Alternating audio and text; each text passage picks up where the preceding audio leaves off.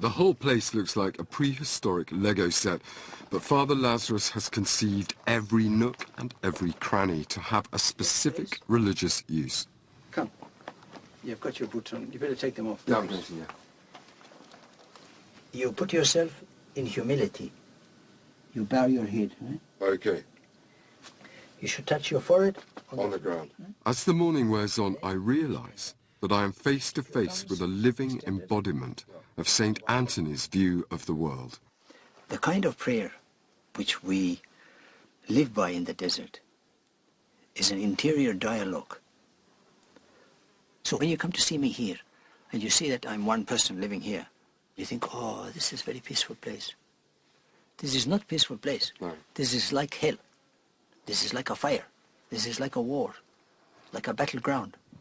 Because I am here hoping to pray enough to get me past the devil, past Satan. And he is struggling to pull me down.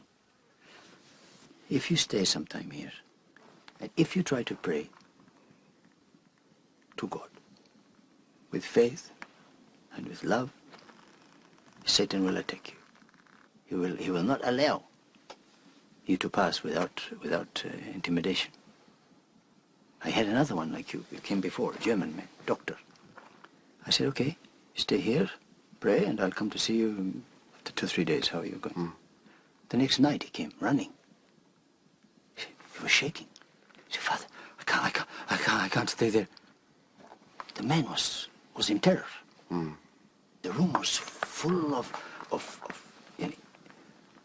tension and pressure, and it was going to explode. Yeah. And he couldn't, even his body was suffering the pressure of this presence, and he couldn't bear it. But this was satanic domination on him, just to get him out. And he went back home. You might find some physical difficulties. You might get sick, you might get, I don't know, you might fall down, anything might happen to you. But it will not be from you, it will be from him. Back at the monastery that evening, I feel I have entered an almost incomprehensible world.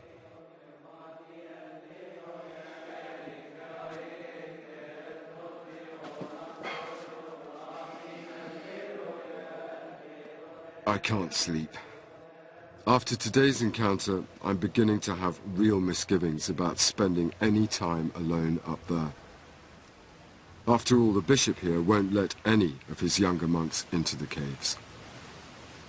What I can't work out is whether or not we generate the demons from our own belief system, or whether they, rather worryingly, are there, waiting for the next sucker to go and sit in that cave.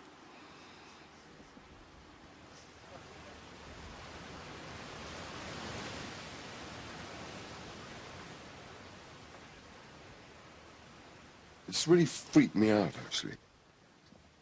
It's just a really deeply unpleasant prospect. You know, having to deal with being assaulted by Satan. And I'm pissed off about that. Because I think, how dare you? Just leave me alone. Just let me get on with my prayer. And just leave me be. I'm pissed off about it.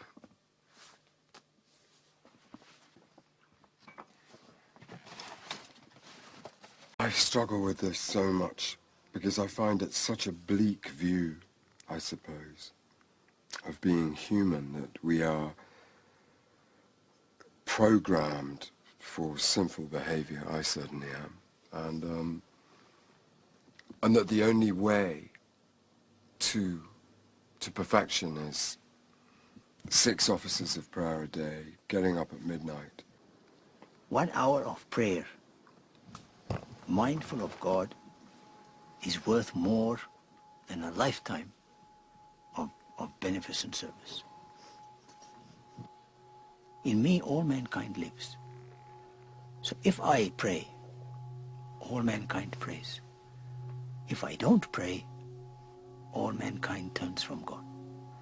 So if you think like this, if you see yourself as the iconic embodiment of humanity standing before God, you will pray, because you will be terrified not to pray. You will achieve pardon for yourself and for others. This is the guarantee of the desert. God bless you, Father.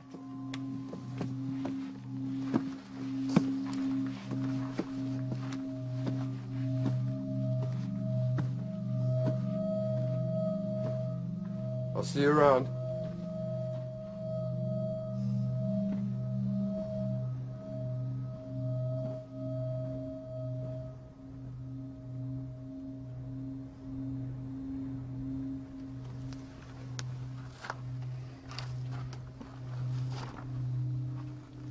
I'm going to have a cup of tea.